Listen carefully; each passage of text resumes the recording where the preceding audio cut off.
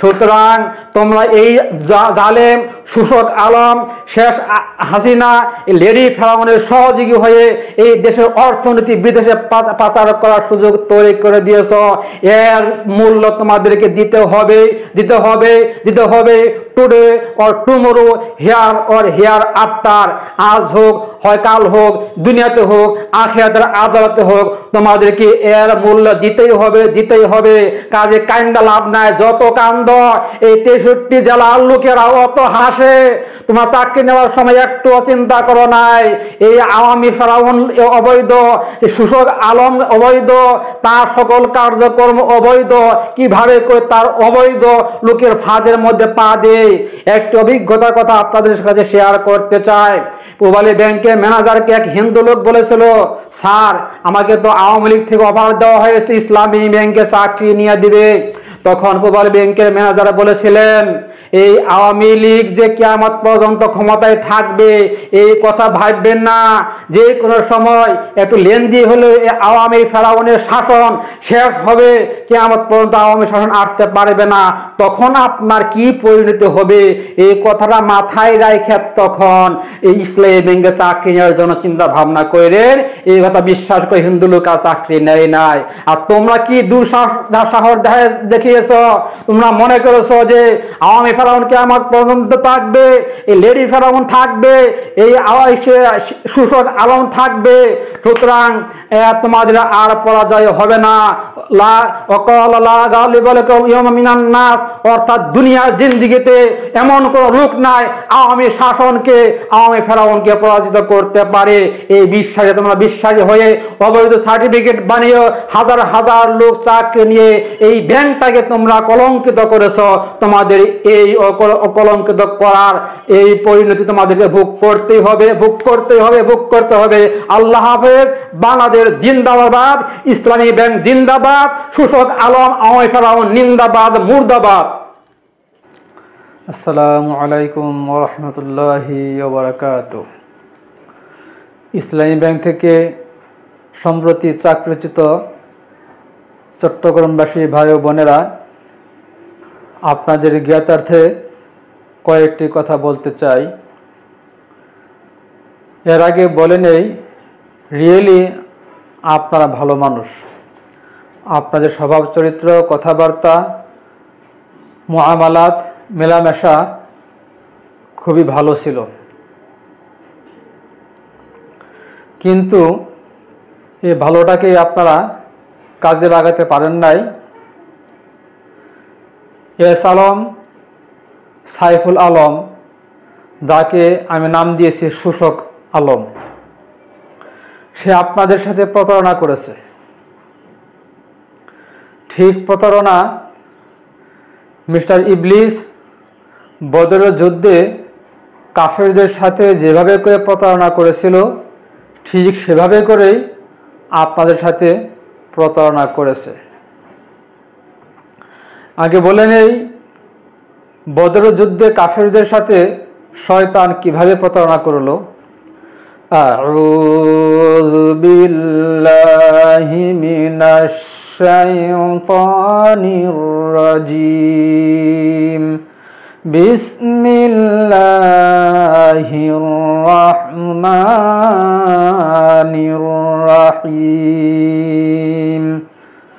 وَإِذْ زَيَّنَ لَهُمُ الشَّيْطَانُ أَعْمَالَهُمْ وَقَالَ لَا غَالِبَ لَكُمُ الْيَوْمَ مِنَ النَّاسِ وَإِنِّي جَارٌ لَكُمْ। বদর যুদ্ধ যখন সংঘটিত হয়, এই দিক দিয়ে মুসলমানরা সৈন্য জোগাড় করতেছেন, মুজাহিদ জোগাড় করতেছেন, আর অপরদিকে কাফেররাও মুসলমানদের বিরুদ্ধে ইসলামকে মিটিয়ে দেওয়ার জন্য দুনিয়া থেকে তারা বদরের প্রান্তরে আসবে জিহাদ করার জন্য। এই জন্য তারা সৈন্য সামন্ত মুজাহিদ জোগাড় করতেছে। ওই মক্কায় কুরাইশদের মধ্যে দুইটি গোত্র ছিল। এক গোত্র ছিল বেশি শক্তিশালী, আরেক গোত্র ছিল দুর্বল। এবং এই দুই গোত্রের মধ্যে কিছু মনোমালিন্য ছিল, কিছু ঝগড়া বিবাদ ছিল। আবু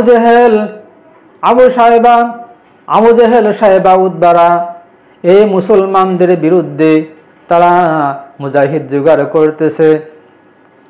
ওই সময় মতো দুর্বল গোত্রের লোকদের কাছে যখন গেল, তখন তারা এই ভয় পাইতেছে, আমরা যদি জিহাদের ময়দানে যাই, এই সুযোগ পেয়ে ওই আমাদের শত্রু গোত্রের লোকেরা এসে আমাদের বাড়িঘর, নারী শিশুদের উপর আক্রমণ চালাবে, আমাদের ধন সম্পদ সব লুণ্ঠন করে নিয়ে যাবে।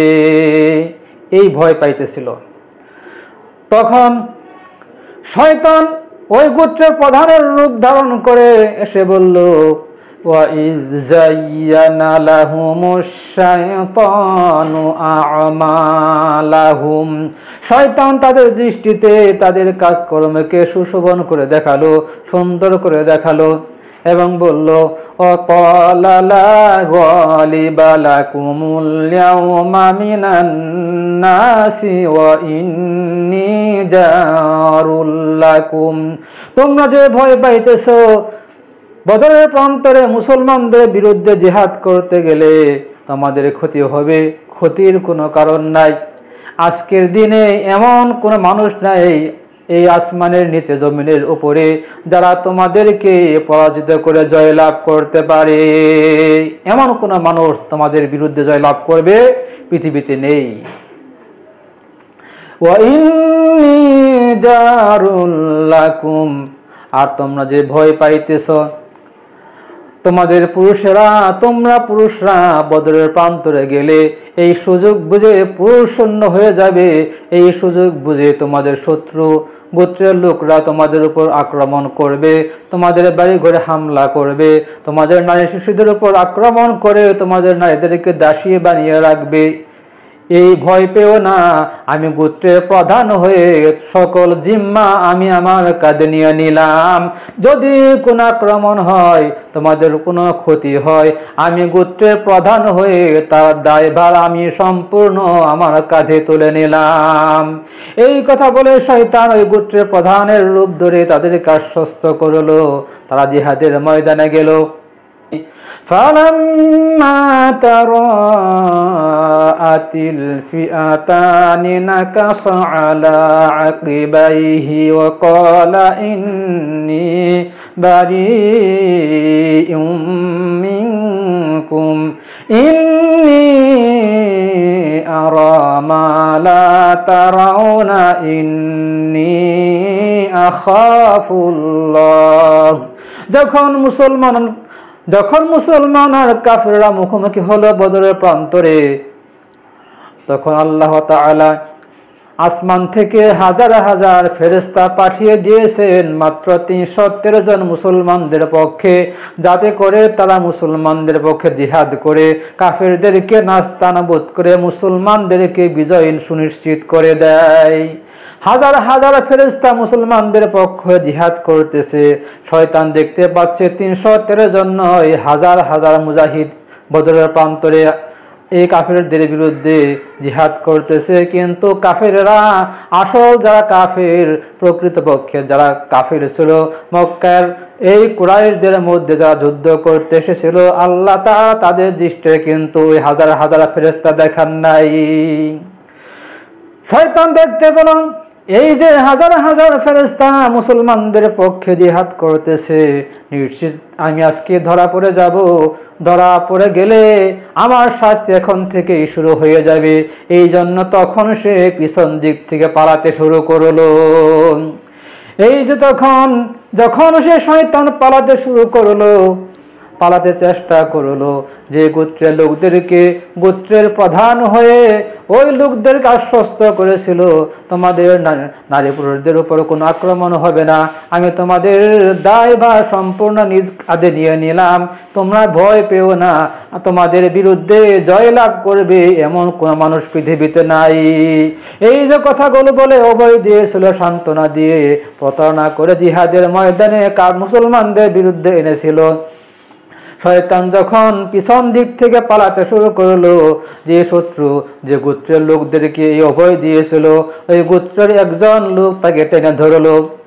ও ভাই, যে ভয় করেছিলাম এই ভয় তো পেয়ে গেল। তুমি আমাদেরকে কথা দিয়েছিলে তুমি আমাদের রক্ষক, তুমি আমাদেরকে রক্ষা করবে, হেফাজত করবে। এখন তো দেখি মিথ্যা কথা বলে আমাদের সাথে প্রতারণা করতেছ। এই কথা বলে বলাবলি করতেছে, কথা কাটাকাটি করতেছে, সে পালিয়ে যাবেই। তখন ওই কাফেরদের পক্ষ থেকে একজন লোক শয়তানের হাত ধরে আছে, তাকে যেতে দিবে না। তখন বলল, ফালাম্মা তারাআতিল ফিআতানি নাকাসা আলা আকিবাইহি ওয়া ক্বালা ইন্নী বারিউম মিনকুম। শয়তান তখন বলতেছে, তোমাদের সাথে কোনো সম্পর্ক আমার নাই, আমি তোমাদেরকে রক্ষা করতে পারবো না, যদিও কথা দিয়েছিলাম। আসলে আমি মিথ্যা কথা বলে তোমাদেরকে আমি প্রতারিত করেছিলাম, যদি কথাটা সরাসরি বলে নাই। তখন সে কি করবে, যেতে দেয় না। ওই কাফের তার হাত টেনে ধরেছে। তখন বলল, শুনে রাখো, ইন্নী আরা মা লা তারাউনা ইন্নী আখাফুল্লাহ। আমি এমন জিনিস দেখতে পাচ্ছি, আল্লাহ তাআলা মুসলমানদের পক্ষে হাজার হাজার ফেরেশতা নিয়োগ দিয়েছেন তোমাদের বিরুদ্ধে জিহাদ করার জন্য। আমি নিশ্চিত আজকে তাদের হাতে ধরা পড়ে যাব। ধরা পড়ে গেলে কিন্তু আমার শাস্তি এখন থেকেই শুরু হয়ে যাবে। এই জন্য তিনি বলতেছেন যে ইন্নী আখাফুল্লাহ, আমি এমন জিনিস দেখতে পেয়েছি যা তোমরা দেখতে পাও না। আমি তো দেখতে পাই কারা মানুষ কারা শয়তান সব কিছু দেখতে পাই, কারা ফেরেশতা, ফেরেশতাদেরকে আমি দেখতে পাচ্ছি যে ফেরেশতারা এই অস্ত্র শস্ত্র নিয়ে মুসলমানদের পক্ষে জিহাদ করতেছে তোমাদের বিরুদ্ধে। তোমরা আজকে নিশ্চিত তাদের হাতে ধরা পড়ে যাবো, আমার শাস্তি এখন থেকেই শুরু হয়ে গেছে। আমি যে দেখতে পাচ্ছি হাজার হাজার ফেরেশতা তোমাদের বিরুদ্ধে জিহাদ করতেছে, তোমরা কিন্তু দেখতে পাচ্ছ না। ইন্নী আখাফুল্লাহ। শয়তান তখন তাদেরকে মিথ্যা কথা বলল যে আমি আল্লাহ তাআলাকে ভয় করি, আল্লাহু শাদীদুল ইকাব, আর আল্লাহর শাস্তি হলো অত্যন্ত কঠোর। এই কথা বলেন যে কাফের তার হাত ধরে রেখেছিল, ঝট করা মেরে দিয়ে সেই কাফের শয়তান তখন পিছন দিক থেকে বদরের প্রান্তর থেকে পালিয়ে গেল। কি বুঝলেন পটিয়াবাসী ভাই ও বোনেরা? এই আসলাম মানুষক আলম আপনাদের সাথে শয়তানের মতোই প্রতারণা করেছে। ঠিক যেভাবে শয়তান বদরের প্রান্তরে কাফেরদের সাথে প্রতারণা করলো, এই বলে যে এমন কোন মানুষ নাই যে আজকে তোমাদের বিরুদ্ধে বিজয় লাভ করতে পারে। এই আচরণ তোমাদেরকে বলেছিল এই পৃথিবী যতদিন থাকবে ততদিন আওয়ামী লীগ ক্ষমতায় থাকবে, আওয়ামী লীগ ক্ষমতায় থাকলে আমিও ক্ষমতায় থাকব, এই কথা বলে তোমাদেরকে চাকরি দিয়েছে। এত বড় লুণ্ঠনকারী আত্মসৎকারী ব্যাংকগুলোকে শূন্য করে দিয়েছে, সকল টাকা পয়সাগুলো এই লেডি ফেরাউন হাসিনার মাধ্যমে, তাকে মাধ্যম বানায় তার সহযোগিতায় ব্যাংক থেকে সকল টাকা পয়সা লুট করে বিদেশে যে পারে জমায়, বিদেশে যে জমা করে বিদেশে যে পাচার করে, সেই ব্যক্তি কি তোমাদের কাছ থেকে বিনা ঘুষে চাকরি দিয়েছে, যদিও তোমরা আমাদের কাছে কোনোদিন স্বীকার করো নাই। ইতিমধ্যে একজন লোক আক্ষেপ করে বলেছিল এমনিতে জাল সার্টিফিকেট আরো 13 লক্ষ টাকা আমি এস আলমকে ঘুষ দিয়েছি। এস আলম যে শয়তান, শয়তান কিন্তু দেখেছিল, জানছিল কি হবে। এস আলম জেনেছে শুধু এই সরকার কোনদিন, জালেম সরকার পৃথিবীতে টিকতে পারে নাই। টুডে অর টুমরো, সোনার ও লেটার, দ্রুত হোক পরে হোক, দেরিতে হোক ধীর গতিতে হোক, যে কোনো সময় একদিন না একদিন সকল জালেম সরকারের পতন হয়েছে। সুতরাং আওয়ামী জালেম কোনোদিন কিয়ামত পর্যন্ত ক্ষমতায় থাকতে পারবে না। যদিও ডেডলাইন দিয়েছিল 41 সাল পর্যন্ত, কিন্তু তোমাদেরকে বলেছিল আওয়ামী লীগ হলো এমন একটা শক্তি যে শক্তিকে দমন করার মতো, পরাজিত করার মতো এই পৃথিবীতে কোনো শক্তি এখনো পর্যন্ত তৈরি হয় নাই। সুতরাং তোমরা ভয় পেও না, আমার কাছে টাকা দাও, আমাকে ঘুর দাও। তোমাদের শুধু বয়স থাকলেই চলে, বয়স থাকুক বা না থাকুক, এই সার্টিফিকেট থাকুক বা না থাকুক, দরকার পড়লে কম্পিউটার থেকে জাল সার্টিফিকেট বানায় আমার কাছে সিভি দাও আর আমাকে ঘুষ দাও, তোমাদেরকে চাকরি দেব। এই কথা বলে তোমাদের কাছ থেকে হাজার হাজার কোটি টাকা সে লুণ্ঠন করেছে। একজন লোক তোমরা যদি 10 লক্ষ টাকা দিয়ে থাকো, হিসাব করে দেখো ডেইলি স্টাইলের রিপোর্ট অনুযায়ী সে বিনা সার্কুলারে, বিনা পরীক্ষায়, বিনা ভাই 14,000 লোক সে নিয়োগ দিয়েছিল গত 17 সাল থেকে আর 24 সাল পর্যন্ত। হিসাব করে দেখো 14,000 লোকদের কাছ থেকে যদি গড়ে 10 লক্ষ করে টাকা ঘুষ নিয়ে থাকে, কত হাজার কোটি টাকা তাকে তোমরা দিয়েছ। তোমাদেরকে জানাতে দেয় নাই, তোমাদেরকে বুঝতে দেয় নাই আওয়ামী ফেরাউন চলে যাবে। আবার ইসলামী ব্যাংক মুসলমানদের কাছে ফিরে আসবে, এই কথা তোমাদেরকে বুঝতে দেয় নাই। সে কিন্তু ঠিকই বুঝেছে, এই জন্যই সকল টাকা পয়সা লুণ্ঠন করে নিয়ে তুমি 2 বছর আগে বাংলাদেশের নাগরিকত্ব বাতিল করে সিঙ্গাপুরের নাগরিকত্ব নিয়েছে। এই জন্য বলি ভাই, এ সালামুনো সেই শয়তানের মতো তোমাদের সাথে প্রতারণা করেছে। এখন কিন্তু বলতেও পারবা না ঘুষ দিয়েছে, ঘুষ ফেরত দাও। ঘুষ কিন্তু ইসলামেও জায়েজ নাই, দেশীয় আইনেও জায়েজ নাই। যদিও সরকারেরা আইন করেছে ঘুষ দেওয়া যাবে না, কিন্তু কোন সরকারি বিগত সরকারি এই ঘুষ ছাড়া তারা কোনো কিছু সুযোগ সুবিধা বেশি দেয় নাই। যারা ঘুষ দিয়েছো চিন্তা করে দেখো, তোমাদের বিবেকে একটি দিনও, একটি বারের জন্য কি প্রশ্ন জাগে নাই এই কোনোদিন জালেম সরকার পৃথিবীতে দীর্ঘদিন থাকতে পারে নাই? যদিও ফেরাউন নমরুদ 100 বছর শাসন করেছিল, তখন মানুষের হায়াতে বেশি ছিল, কিন্তু তারা পরাজিত হয়েছে, তারা নাস্তানাবুদ হয়েছে। এই কথাটা কি তোমাদের মাথায় একবারও ঢুকে নাই? তোমাদের বাবা মা আত্মীয় স্বজন ভাই বোন একটিবারও বলে নাই টুডে অর টুমরো আওয়ামী ফেরাউনের শাসনকাল চলে যাবে, চলে গেলে কি হবে? ইসলামী ব্যাংকের পরিচালনার দায়িত্ব আবার মুসলমানরা তথা আগের ম্যানেজমেন্ট নিয়ে নেবে, তোমাদের একটারও চাকরি থাকবে না। এই কথাটা কি তখন তোমরা ভাবো নাই? তখন কষ্ট পেয়েছে শুধু তোমাদের জন্য মনে মনে। এই লোকগুলো, এই ছাত্রগুলো কি ধ্বংস করলো, নিজে হাত দিয়ে নিজের কপালে কুড়াল মারলো। চাকরি করতে করতে অন্য জায়গায় চাকরি পাওয়ার বয়স চলে যাবে, তখন এই সার্টিফিকেট দিয়ে কোনো কিছুই করতে পারবে না। এই কথা বলে বলে তখন মনে কষ্ট পেয়েছি আর মনে মনে ধিক্কার দিয়েছি, কিন্তু তোমাদের সাথে বলি নাই। এমন করে ভয় করে চলেছে যে আওয়ামী ফেরাউন এমন ভাবে দেশটা সাজিয়েছিল, তার বিরুদ্ধে সামান্যতম কথা বলা পর্যন্ত অপরাধ ছিল। সামান্য কথা বললে তাদেরকে গুম করত, খুন করত, লুণ্ঠন করত, বাড়ি ঘরে হামলা করত।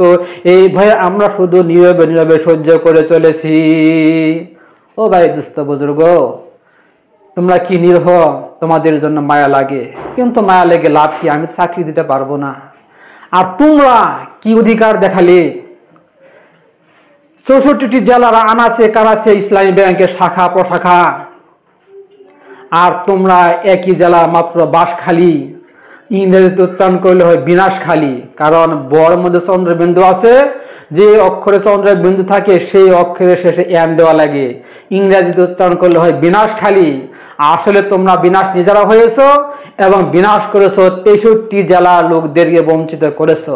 তোমাদের ভাগ্য ভালো যে 63 জেলার বেকার শিক্ষিত যোগ্য যুবকেরা তোমাদেরকে কিছুই বলে নাই, এরপরে তোমরা দাপট দেখাচ্ছ। কি অধিকারে? তোমাদের লজ্জা লাগে না?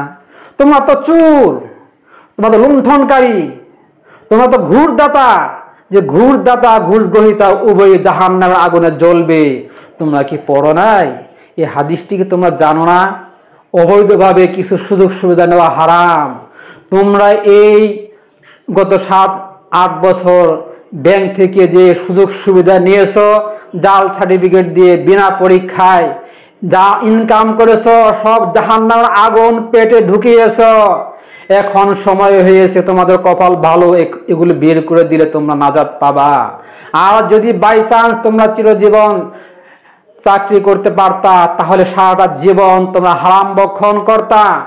জেনে রাখো, এক লুকমা হারাম ভক্ষণ করলে 40 দিন পর্যন্ত শরীর নাপাক থাকে।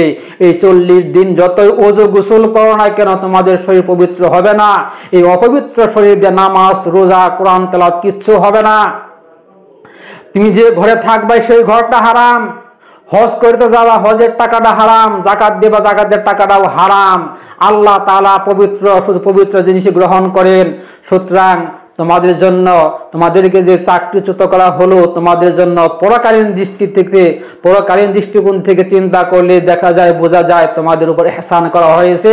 যদিও দুনিয়াতে সাময়িক সময়ের জন্য ক্ষতিগ্রস্ত হচ্ছ, এখন যায় সময় আছে, হায়াত যতটুক দেয় তোমরা সৎভাবে অন্য একটা কিছু করো, তোমাদের দুনিয়াতে কষ্ট হলেও পরকালে লাভ হবে।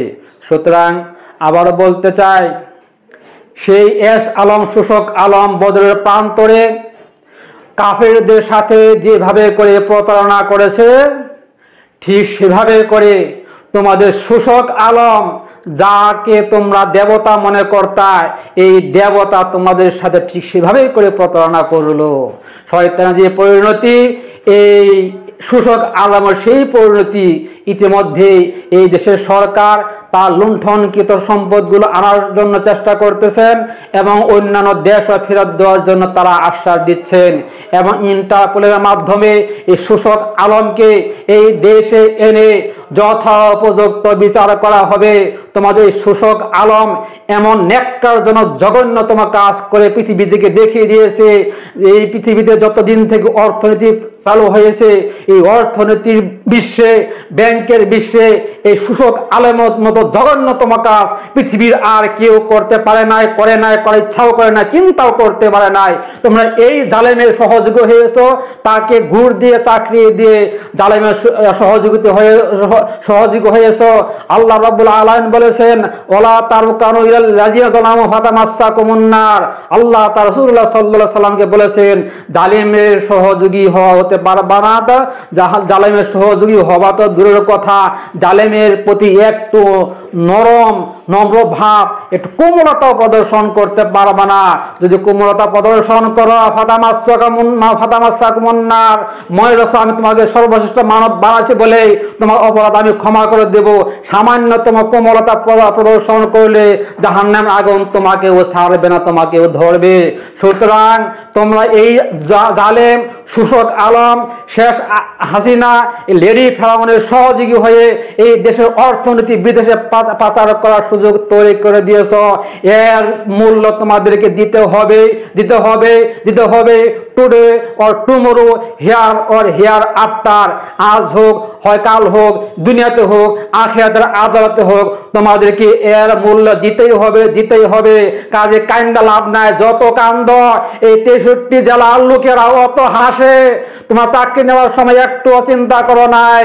এই আওয়ামী ফেরাউন অবৈধ, শোষক আলম অবৈধ, তার সকল কার্যক্রম অবৈধ, কিভাবে করে তার অবৈধ লোকের ফাঁদের মধ্যে পা দেয়। একটি অভিজ্ঞতার কথা আপনাদের কাছে শেয়ার করতে চাই।